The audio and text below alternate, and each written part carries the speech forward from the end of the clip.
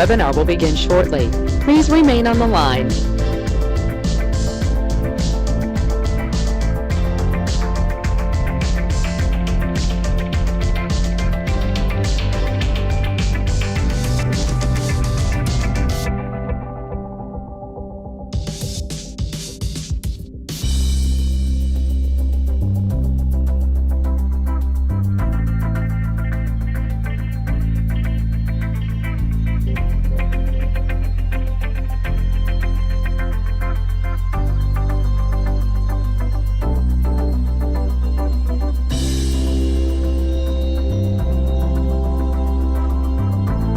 The webinar will begin shortly. Please remain on the line.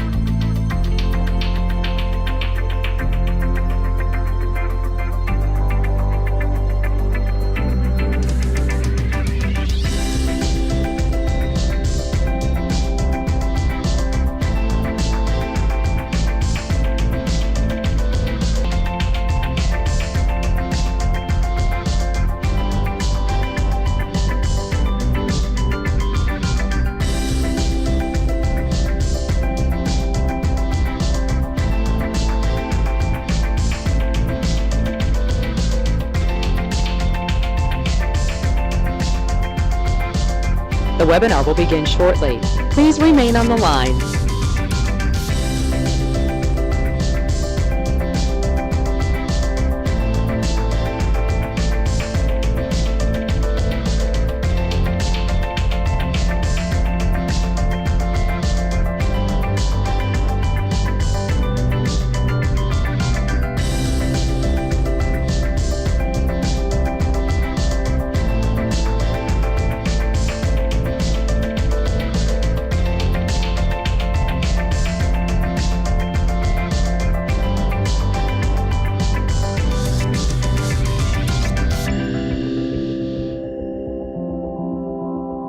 The webinar will begin shortly. Please remain on the line.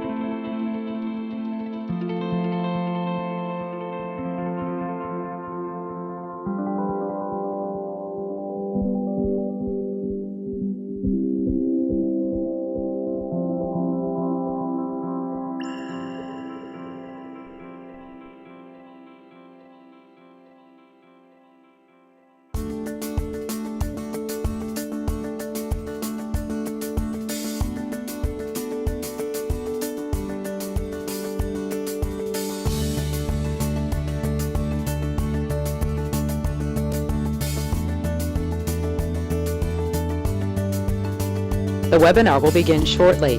Please remain on the line.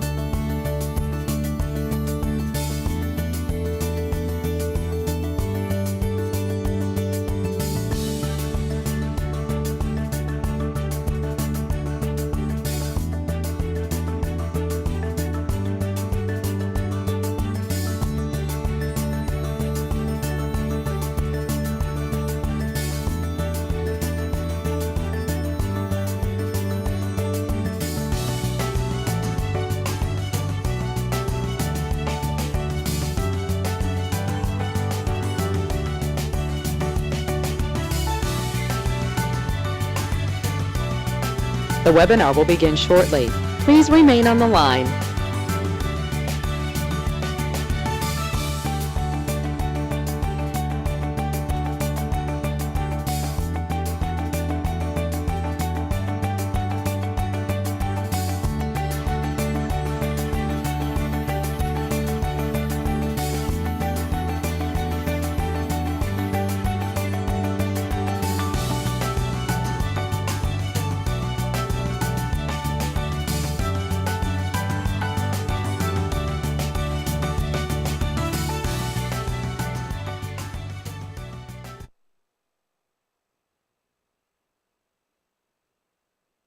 The webinar will on the line.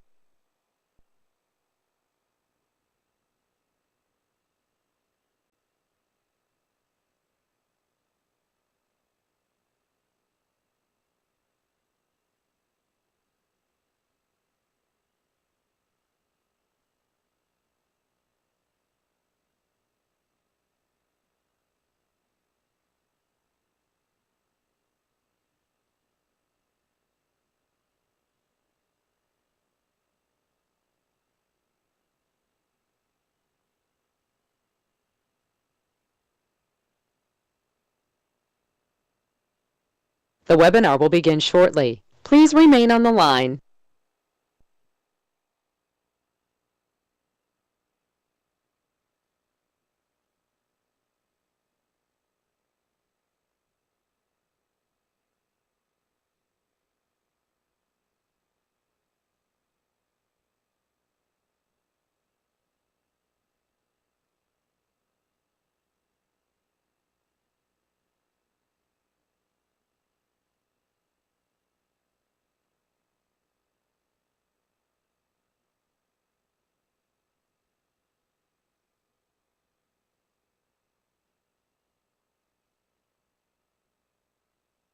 The webinar will begin shortly. Please remain on the line.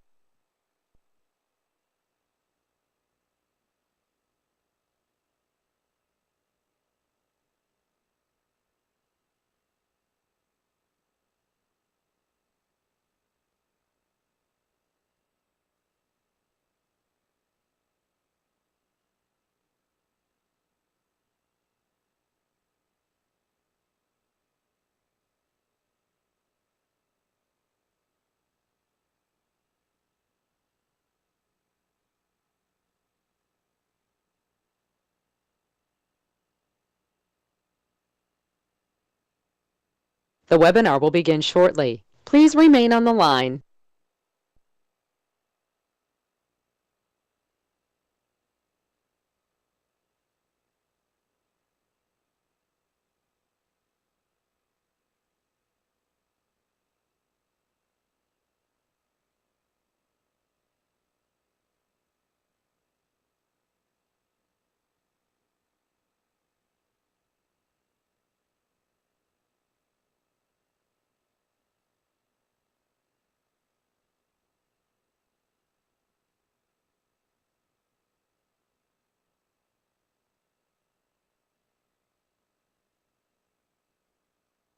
The webinar will begin shortly. Please remain on the line.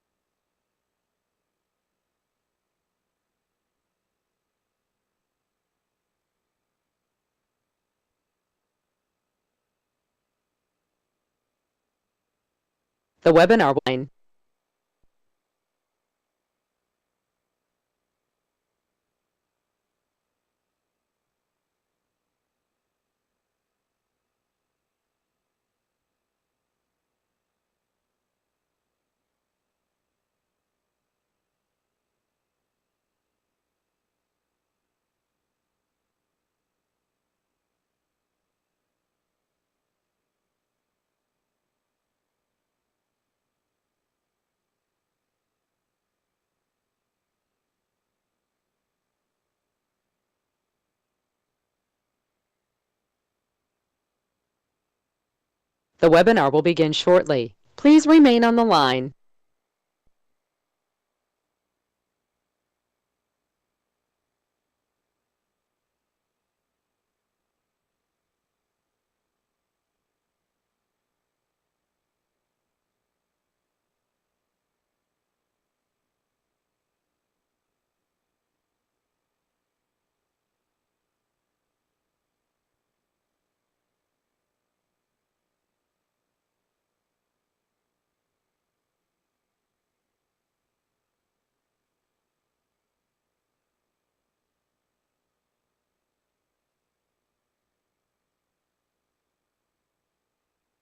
The webinar will begin shortly. Please remain on the line.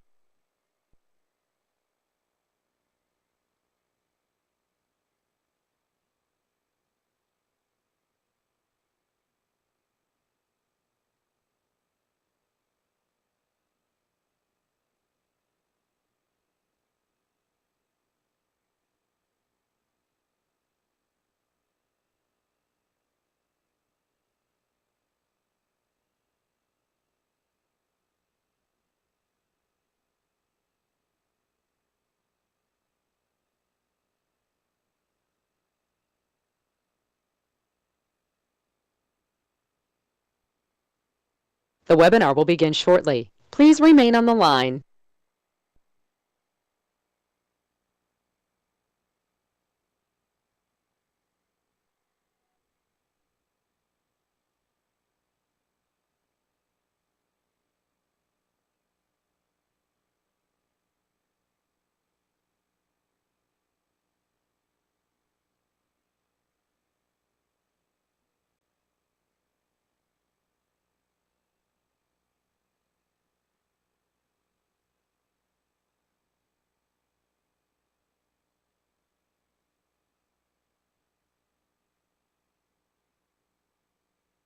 The webinar will begin shortly. Please remain on the line.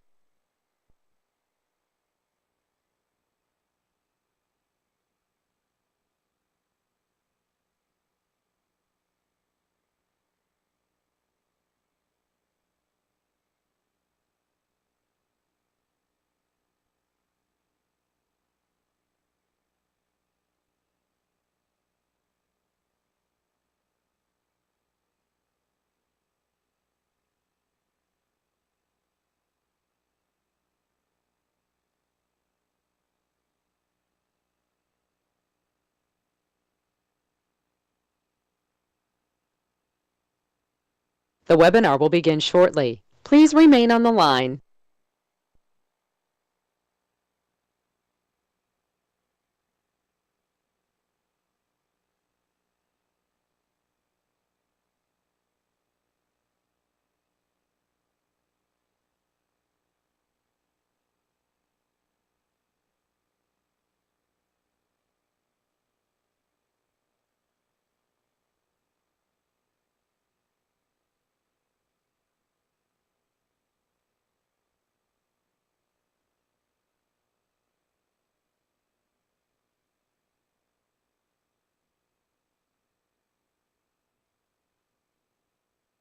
The webinar will begin shortly. Please remain on the line.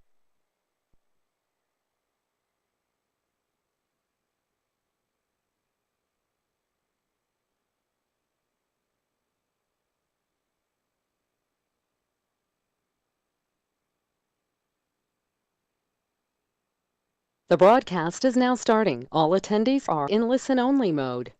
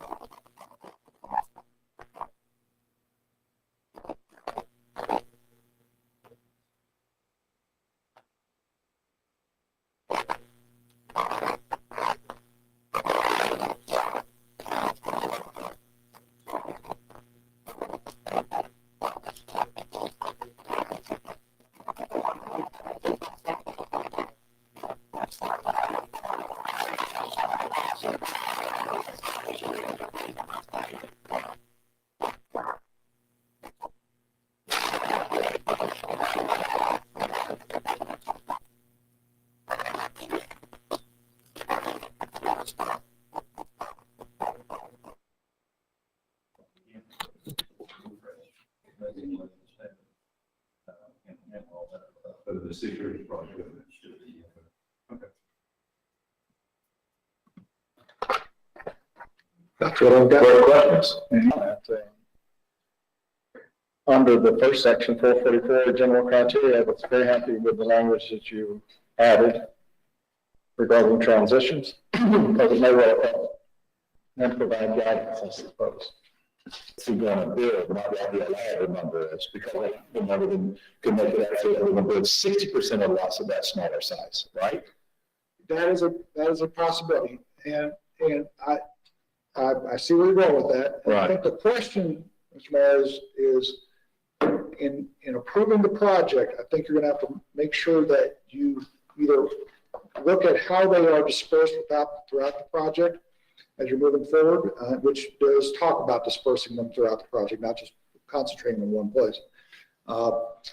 And making sure that they develop as are expecting to build out. And so to help address that issue in particular is to have them dispersed in not in one place, but in a variety of places throughout the project. Okay, but for simple math, if they're building 1,000 homes, and we say 20%, then we're thinking that we're only going to build 200 homes of that particular size lot, not 20% of 2,500, which would be 500. All of a sudden, half the homes are a certain size versus, you know what I mean? If we're saying 20%, we're thinking 20% of the home.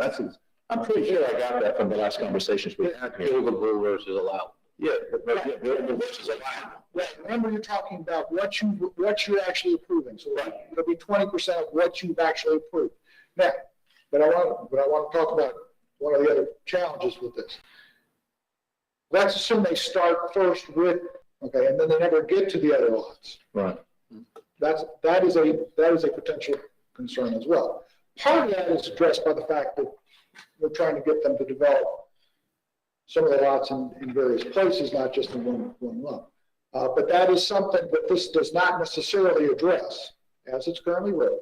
And we can work on something if you want to do that. But generally it talks about what their original approval was, not the maximum allowed, whatever you approved them for.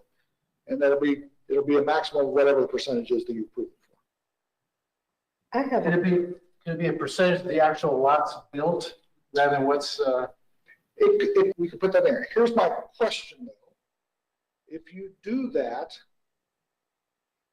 every time somebody comes forward with a phase, in theory, unless you built a lot of the bigger lots first, you're going to have some questions about how many of those lots. And so there's some trade-offs on how you want to see. what ultimately gets built. And I think that's what the mayor was getting. And I think that's concerned, yes. And so I think that part of that will be addressed by reviewing the plans and seeing what they actually approved. But I think that is a legitimate concern. We may want to look at. I can tell you, I don't know how my fellow commissioners feel, but that's a big concern for me. Okay. That's important. If we're approving a project and they're going to build 500 homes out there and the number is 30% smaller lots, I'm thinking 150. And we got to have more workshops to convince me why it should be something other than whatever that number is, then I'm going to need some time on that because, to me, that's just simple math. 30% of whatever's being built is what is being allowed to be the smaller lot. Here, okay. The way you said it, it will be limited to that amount. Okay. If you approve it for 500 units and it's 30%, then the maximum they can build is 150. Okay. The question becomes, let's say they only build 2, they might build the first 150, might be the smaller lots, and then they'd have 100 of the larger lots. So the question just becomes, how do you control that? And that's a check. Aren't we getting a little too? And I mean, it's really hard because we're all free market individuals here. Okay. But then you can't just say free market where you just do whatever you want to do. So you have to have whatever controls we have here, but then you go, how far deep do you go into it? And so I almost feel going there, I would almost go, well, aren't we going a little too deep then? But to answer your question, the answer is absolutely. If you approve a project for 500 and you say 30% is your maximum, then the 30% maximum is going to be 150. And that's clear. I believe so, but we'll double check it. In this current document. Yes, sir. Okay. You could do it on a phase by phase basis. That way you're Each sure that phase. they're not building out all the biggest or the smallest lots right away. Could we talk about phases? Because if the intent is to disperse them throughout the project anyway. But if you take, like, what I love about Walden Lake is that you have some of the neighborhoods would have none of those smaller size lots in them, but then you have some of them that might be a majority, but if you look at it as a master plan community, you still reach those 300 lots, so to speak, So, Would ask a Commissioner Mack. question. Okay, what you're looking from us, if I'm correct, is 102 dash, which one is that? 445, number 3, the percentage number 1 Correct. to you. Okay.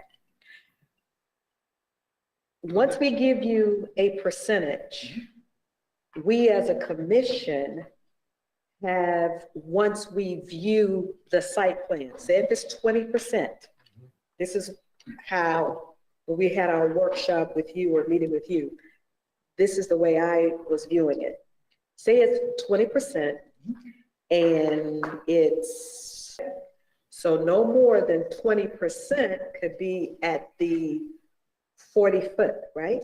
Anything 40 feet. less than 60. Less than That's the 60, okay. But if we have 20%, we view the site plan comes back differently than what we agree with number 3 and the percentage. We have the ability to tell the developer, no, this can't come within this resolution. Am I correct? Yeah, I think so. I think you are correct. So this is a maximum. Maximum, This is a right? maximum. So let's say you say 20%. And let's say you have a 1,000 unit development. Right, It's easy for my math. okay, that's fine. If that's the case, then you have the maximum they can ask for, the developer can ask for, is 200 units. Okay, You might, after you look at your criteria, look at the way it's laid out, yes, look at what it's next to, No, that's too many units. Maximum should be, 150 or 100. Yes. And that's the site plan that we see. So That's when correct. we look at it, we may say, that doesn't look like something that we will want in Plant City. You need to come back. Would we give them a certain percentage at that time? A different percentage than what we have here? Yes, You could say, you need to scale that back to 15%. You could also say zero. Yes, you could also say zero. So we as a commission must agree on what needs to go here in number 3. That's a max. Then once the site plan comes in and we all view it for a, whatever development it is, 1,000, and we look at their site plan. Now their site plan must include all 1,000 lots. Mhm. Am I correct? Or can they piecemeal it? Or they have to have 1,000 lots. We look at it and say, no, that doesn't look like what should work for Plant City. We as a commission could come back and give them a different percentage, and they would have to review and redo their site plan.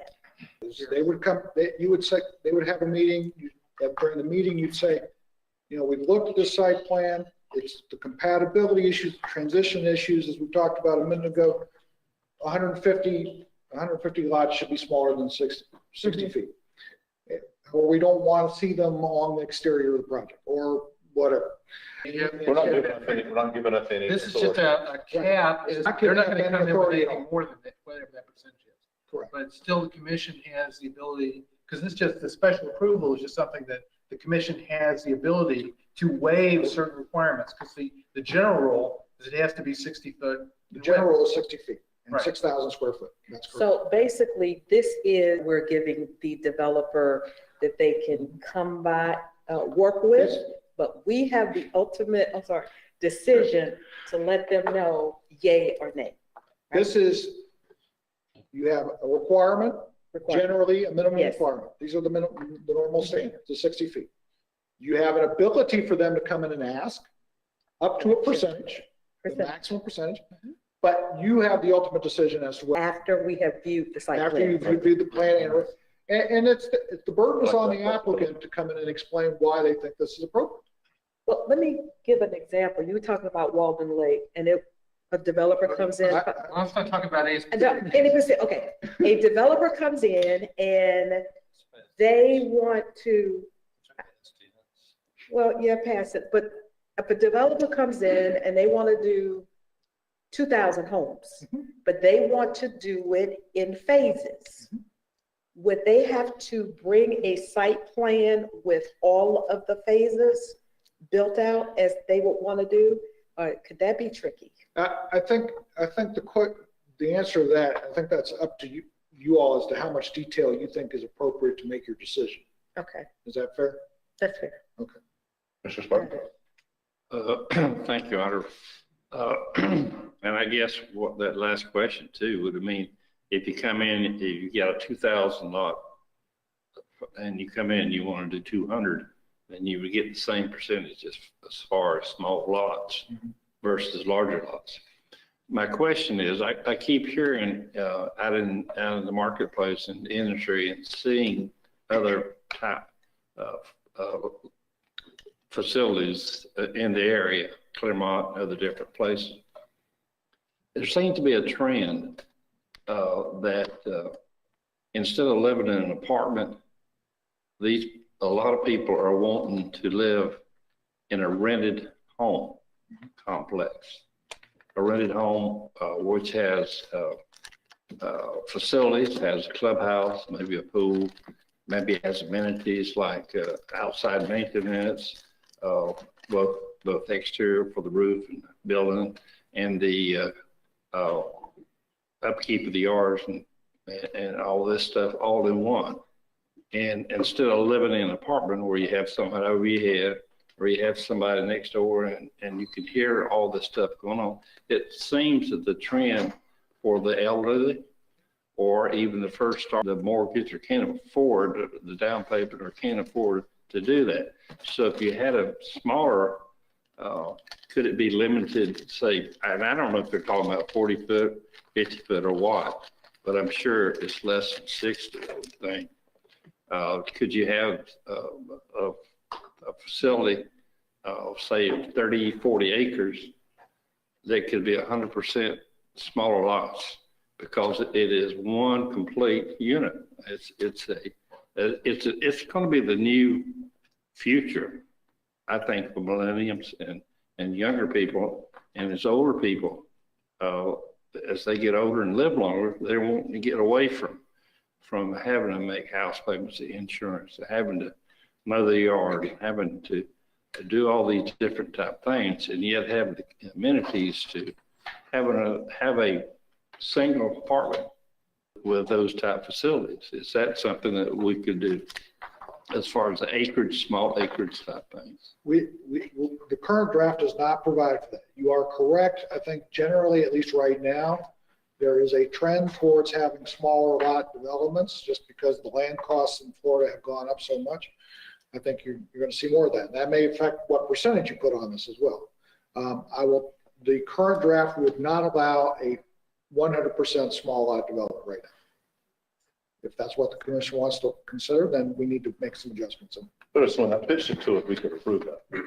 If there's what? If someone came in and pitched that to the commission, it could be approved. Not right now. No, if we approve the current changes in the PD, right? No, No. because because right now, Because you put the cap. you put a cap, at least there's a place to put a cap. If you took that provision out, yes, you could. Okay. Yes, you could. If you want to take that provision out and not put a maximum cap, that's what the commission wants to do, and say, hey, we'll look at each of them on an individual basis. Yes, you could look at them all day long. The way it's drafted, it does provide for a cap. We haven't put a percentage in there. So that's something that we need to. Could we create a category, like Commissioner Sparkman said, that's like we have a development over here, right across from, the property you own over there. Yeah, that's where I was going with this. Yeah, Rental Homes of America. That's exactly what Commissioner Sparkman. Yeah, that's it. On Police Center. Yeah. Could we create a separate category for that type of development? Would that be based on a size, not a large size of development, like a maximum size of the development, or how would you? I would think it'd be based on, like Commissioner Sparkman said, a usage, if it was for rental only. Or for rental only? Yeah, that's what you were mentioning, correct, Commissioner Sparkman? Well, yeah, I think that may be something we're going to have to address later on. It's not today, like you said, Right. But I was just looking, and I don't know what that number is. It 30 acres, 40 acres, 50 acres, less than, under 100 acres? I would suggest, I'd be more comfortable on basing on rental or otherwise. Okay. Because we're really talking about land use, not ownership issues. And so as a land use guy, I'd prefer you to do it on a land use basis. And to do that, I would say, look, if your development is, let's say 50 acres or less, you could have a higher percentage of, you could come in and ask for a higher percentage. We could put that in. When we go into, this is going to be a little bit off the track question, but you speak to so many communities, okay? I just wonder what your feelings are on this. Is that, a healthy community has a certain absorption rate, where they can build so many homes to take care of its current needs of its current citizens, okay? But also it absorbs those citizens that are moving into the community, okay? And, because of jobs or they want to live here, retirement, there's a number of uses and so forth. But when I look at certain communities, when they chase the housing market, it seems like for a short period of time, their growth rate in that community goes from being a 2.5 to a 3.5 to maybe being a 5 to an 8, because it's just, they've got 4 or 5 big developments going on. And those developers are going to, do what they should be doing. They're trying to make an investment. They're selling those homes as quick as they can. And then once you meet a certain, load in that city, they're off to the next community, and, but from a healthy community, because we've all had one big master plan community in this city but it didn't build out in 5 years, built out over 30 years. It was 2,300 homes. Okay. So it was able to absorb people, and it was blended community where people were born here, raised here, their kids here, they retired there. People moved in from other states and so forth, but they got here and had a chance to get involved in our community and so forth. So we still kept the character of Plant City, you know? What's an absorption rate that's, when you get past that, you have a hard time keeping up with Parks and Recreation, traffic, your schools, all that kind of stuff? Because right now we're at about a 3.. I would suggest to you that it's not going to make a huge difference what you do in reality. Your absorption rate is going to be similar no matter how many houses we approve. You're not going to see a huge change in that over time. You'll see some change, for instance, back in the 2008 to 2012 period, you couldn't sell a house probably in this town or any other town in the state of Florida. So, there were virtually no absorption rates during that period. But I think generally over time, right, from what you've experienced over the years, you'll see some adjustments, and you're right about that. I don't think what you're talking about is out of whack with what other communities are seeing in that regard. I think COVID's going to be interesting to see what happens there. I think you're going to see a bump up from that, partly because a lot of the northerners are going to want to move someplace where they can spread out just a little bit. They tend to have high numbers up in the Northeast particularly.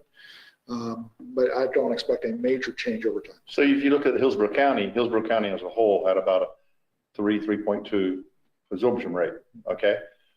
But it wasn't spread out all over Hillsborough County. No. It was primarily South County. I was going to mention that. Okay, so so I think that's not a fair assumption to say, oh, it was evenly spread out over the entire county. But if that was able to be spread out through the whole county, then you wouldn't have all the issues you have in South County right now, okay? Right. But in South County right now, they were way above that 3.1 growth rate, okay? And now almost every meeting we have in the MPOs, school districts, everything is about how now do we go down and fix South, all the focus is on South County because that section of the county outgrew its community, And so I think here, we want to make sure that we don't take this, whether it's north or south or whatever, and overall we grow by 3.5, but we're growing by 20% in this one area, and we don't have everything in place to be able to support that area of that city, So. Well, Something broken concurrence. Yeah. well, I was just about to say concurrency will address Exactly. a large part of it. There are, with some of the changes that occurred in 2016 to concurrency, they don't work as well, but they still work pretty well. I would suggest to you, Mayor, that you're right. I think for Hillsborough County, what you're seeing is right. I'm not sure that will play out to the city of Plant City, though. I think you're going to see, because unlike South County, you've got a pretty defined, you've done a great job in developing that. And I think you're going to see developments along that line. I do think as you redevelop the city, you're going to see some increases in interest in the city over time, but development rate's going to be similar to what you've experienced the last few years at least. I believe if you take someone, if you blindfold them, spin in a circle, put them in a car, drive to the community, take the blindfold off, you'll be able to recognize the city. And I think that we want to make sure if that happened to someone, if they stepped out of that car, they'd go, oh, I'm in Plant City right now. Whether it's downtown or whether it's in a new development. So I think that's where we what you just said earlier, we want to make sure we keep the character of our city alive. And that's what we've tried to do to make sure that when you get a planned development project, you will be able to look at what does this fit in with Plant City and does it make sense for the development of this area? Okay. I'm sorry, any other questions? I'd like to go back to Commissioner Sparkman's comments. I think it was a very relevant issue that we should debate and come to some agreement on how we'd like to proceed with it. And in my recall, when that project on Alexander Street across from the Commissioner Sparkman's old office and police center was Well, I don't have any problem. I wasn't part of that development. Oh, I know that. He's not saying it. We're just talking about the location of that neighborhood. I wish you did too. Well, when it was intended. It was Bill Sullivan's property. Yeah, and when it was when the site plan came in and when it was presented to us, it was intended to be a 55 and over development. And then it was going to be 5 for anyone, because I guess they figured out there wasn't enough market for 55 and over. And it turned out to be homes for rent. that whole exchange and difference between what we saw and what we thought we were going to get for and what it's turned out to be is the question I think that we face going forward with new developments. We should get what we want to have instead of what the developer decides for it to be. And whatever language we need to adopt within a land development ordinance or an additional ordinance to allow for something like that. So I think you are right in that regard, and that there's a market for that. But we shouldn't derive it because they changed and gave us something different than what we thought we were going to get when we approved detailed site plans. Good advice based on a certain allotment of square footage and rooftops. Then they come to us and ask for more, then they turn around and sell it to somebody else based on the new allotment. Yeah, that's just not. That's not right. That's not right. That's not what we bargained for. That's not what we intended when we approved the first project, right? I agree. Yeah. So we need to find a way of not happening. But that's not it tonight. Well, this will allow you, if it's a plan development, you're going to have much more control over what you can approve and how you can ensure that it complies with what is appropriate for Plant City. I think so. At a future meeting, we address the rental neighborhoods like Commissioner Smartman brought up. That's to be in a future meeting then. Well, let's talk about that right now. I think this is because I do want to address that in some way now, because that may affect what we do with this ordinance. Does the commission, as a group, want to be able to have a solely small lot development, such as the one that you had in that case? Because this would not allow that to happen in plan development. And so if you do want to, if they put a percentage in, if we put the percentage in, or do you want us to take the percentage out altogether so that you all have that discretion to look at the project? I will tell you, some communities, in fact, most communities probably don't have a percentage in there. But we did know that the small lot issue was a concern of the commission as a whole. And so we want to have something in there so you could make that decision. we added that after the last special After meeting. the last special meeting. If I was a developer, I think I'd want to know kind of what the guideline is. You know, I wouldn't want to be coming in with 80 and knowing, wait a second, we bought. I mean, how do you make decisions to buy land, acquire land, you know what I mean? Without kind of knowing what that guideline is. It does help the developer in that regard. They may not like that help, but it does help them make that decision. Well, they also know what the intentions of the commission is, Agreed. you know? But like I said before, we put that percentage guideline in, we still have the option of saying yay or nay as we review the site plan. All that does is put a cap as the number they can request now. Right.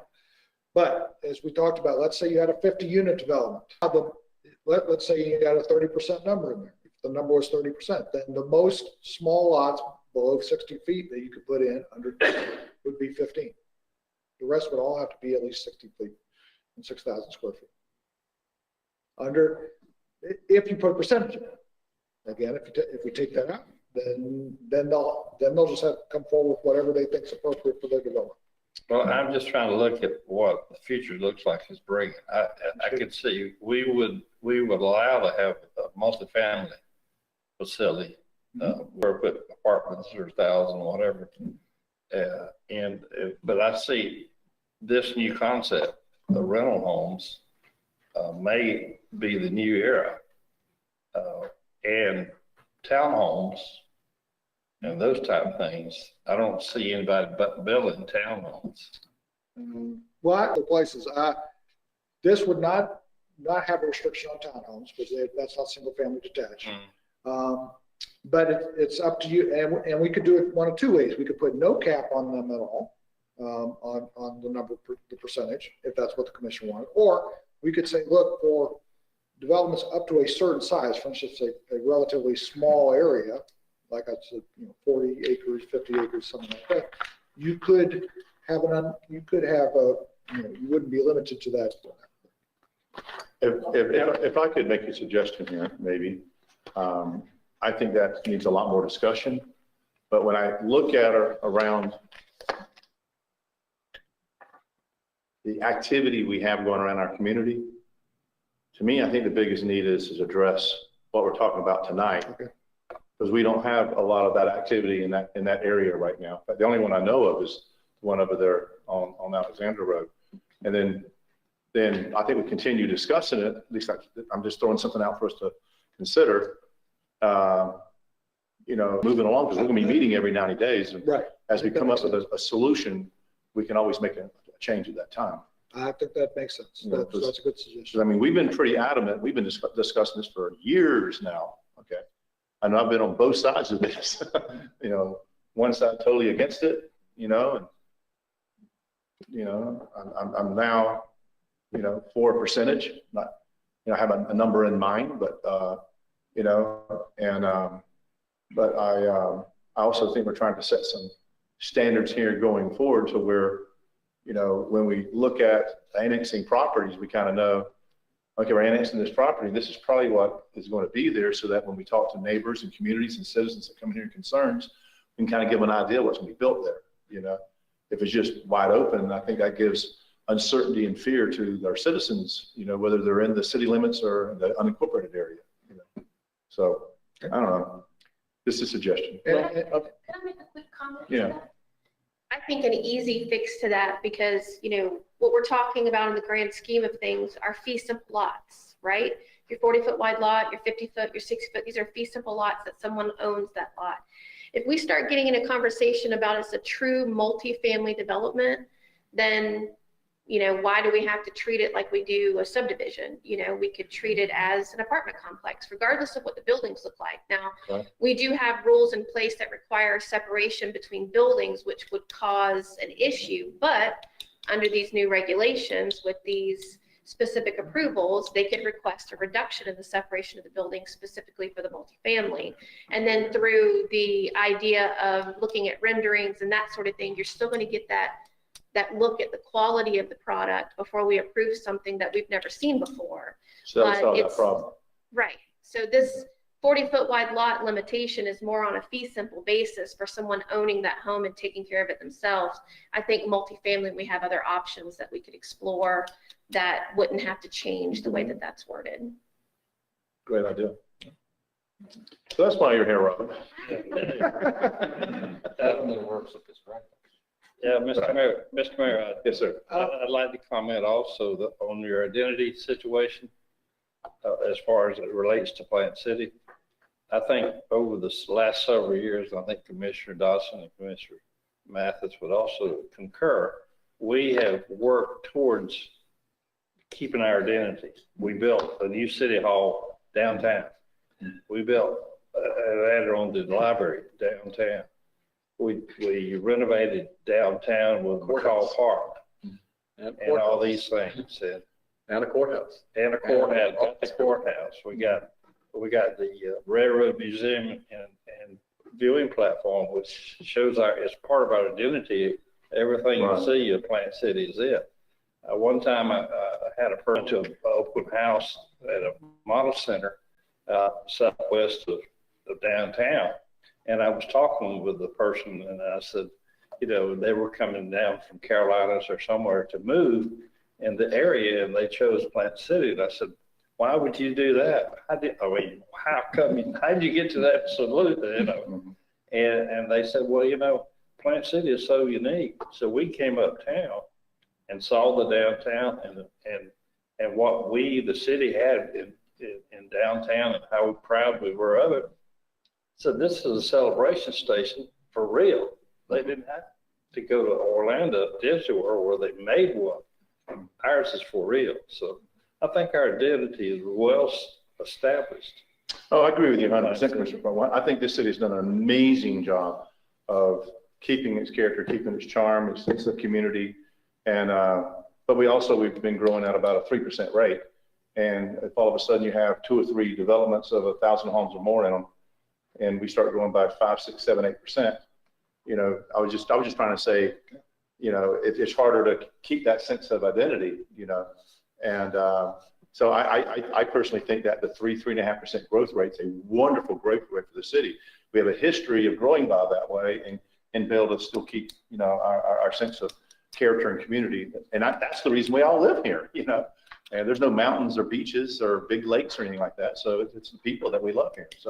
So I was just, but my concern is that, you know, I've seen other communities grow at 8, 10%, and then it's like, and we're experiencing, they're trying to get schools built because, you know, kids don't have nowhere to go. And I just was concerned that, you know, what, was there a certain rate that if we're currently at 3, 3.5, where does it start to break down at if you get up to 5, 6, 7, 8%? Not saying we ever would. I was just wondering what that number was, you know.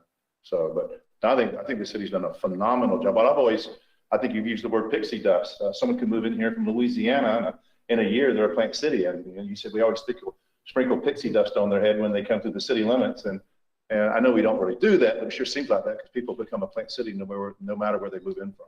You know? Strawberry. So the one thing I do want to note in that regard, for instance, you could do a land condominium, which is not lots per se, but you could do a land condominium and make that work. It'd be multifamily from a land use standpoint, but it would allow the possibility of something similar to what we've been talking about. So you do have some flexibility if you go that direction. Mr. Mayor, I'd like to put on the floor for a discussion, a suggestion that has 2 parts that deals with your inquiry earlier about let's come to terms with what staff has asked us to say should be anything less than a 60-foot lot prescribed by percentage. So I think everyone understands that my position on small lots, especially 40-foot lots, as was proposed to us by another developer after originally saying it would be 45-foot lots. So, but recognizing that might be somewhat of the future, but also recognizing that what we want to subscribe to is quality and not quantity. These 2 parts, I think, would address that question. So if it's 40-foot lots, developers seem to feel like they've got to have in order to be able to sell them. And it's within the context of a very large-scale planned development, regardless of how large the scale is. The question that was brought up earlier about buildable versus allowable is a reasonable item to include in this formula. So for 40-foot lots, if they were allowed, I would limit it to 20% of the buildable lots, but just 20%, trying to discourage as much as possible very small scale lots. The second part of the option would be based on 30%, of which majority at 20% would be 50-foot lots, and 10% would be at 45-foot lots. So the numbers would be what they would be for the developer, but it submits to the developer that it's more quality of product that's being proposed as opposed to the quantity. And if they really wanted those 40-foot lots, then 20% would be 200 lots for 1,000. If there were the buildable lots, would have to be certain of the difference between buildable and allowable, so we'd know what we're going to get for it. So I put that on the table for what it's worth, because we were lacking in having anything specific to shoot at. Can you repeat your numbers again? 20%, 40 foot, what was the other one? 30%, of which 20% would so be. what your suggestion is 50% of the lot could be less than 60 foot. Say that again. So if I added up, There were 2 different options. Yeah, 20 and 5. 20 plus No, no, no. 30, but I think you were including the 30 to include the 20. No. So it's 30 No, and it's one or 20 the would be other. 50%. It's one of the others. The first was 20% allowance 60 feet. That would be 40 foot, addressing the question that the the developers seem to be presenting. If it's not that, 20% of the buildable lots that would be 50-foot lots, and 10% of 45-foot lots. So it would be 30% with a mixture blend. So you're trying to incent them not to build 40-foot lots and put more, okay, I got you. So you have two, you're giving us two options, Yes. basically. One is 20%, basically to 40, and the other one is a total of 30, which is 20% 50 and 10% 45. Exactly. It Option A, option B, incentivizes yeah. to not, Mr. Barnaby, what do you think of that? I think both of them are going to have one question for Commissioner Dodson. What if they want to do, and I think we can write it either way, what if they wanted to do all 50-foot lots? Could they get 30% of that? but then could be another option. Could be, but my goal is to think in terms of maximizing the quality aspect, minimizing the quantity aspect to size. So if it were 50s, then the percentage, would have to look at that number, but I guess it would be closer to 30% of all 50s. Okay, so here's how I interpret that. So correct me if I'm wrong. You either say 20% is less than 60, period. Or you say it could be 30% less than 60, but no more than 10% of them could be 40 foot or less. 40%, less than 50-foot lots, yes. But 45, not 40s. Not 40, and 45 would be your maximum, Yes. I mean, your minimum size. No 40s on the second option. Okay. 45s. And if there were third, which you're right. Because at first I saw it 20, but then I heard what you said, so I could go with 30 or 40% either way. And then once we get the site plan, I keep saying that, we have that decision to make. And like you said, one side of the street or one side of the town, something different, we could be able to tell them why, because we have, as a commission, the final decision, but at least they have something to go on.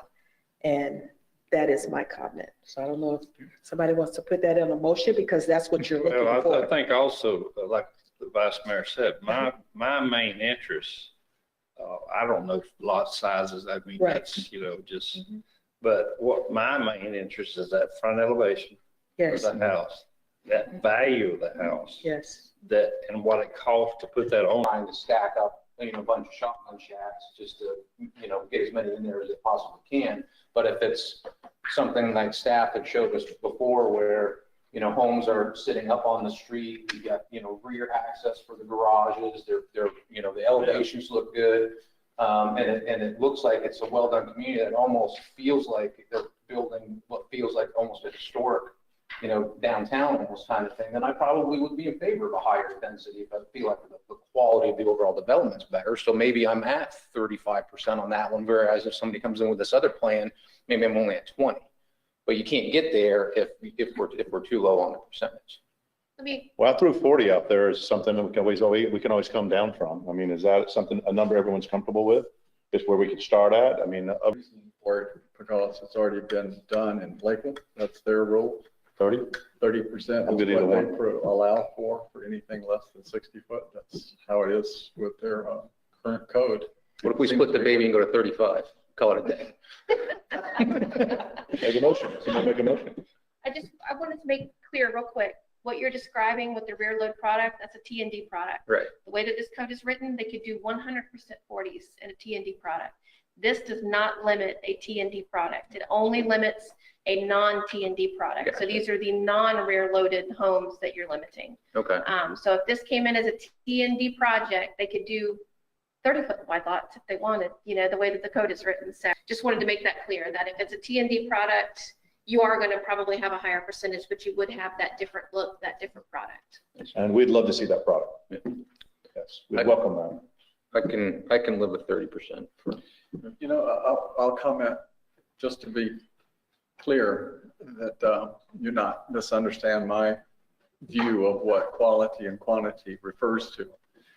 What I've observed, not only here, but in other locations where very small home lots are provided on which small houses are built, it leaves little opportunity for those that live in the house, that might be 4 people, to store things. So the first thing typically that happens is you find the cars all on the driveway. And then if a third car comes along, or if more people move into the house than the 2 to 4 people that it was intended for, which is happening a lot nowadays too, and then those cars get parked out on the street. And since they're on very small lots, the kids that are members of that household are out in the front yard playing as they should do. There's not much backyard, hardly any. It's more in the front than the back. So when the ball that they're chasing goes out in the street and there's street cars parked on the street, then there's a greater opportunity for safety concerns than there would be otherwise. And that's the reference. And I'll point out one other thing. What I'm seeing also is, even in Walden Lake, a good example of it. Of course, that's a 40-year-old neighborhood now. Maybe a little less in some of the neighborhoods, but in that 40-year-old age range there, and then renting them and changing because then people are coming and going and they're not part of that neighborhood. You don't know how long they'll be, and the upkeep of the value of the home and the property surrounding it is determined by how well the owner of that home continues to maintain it.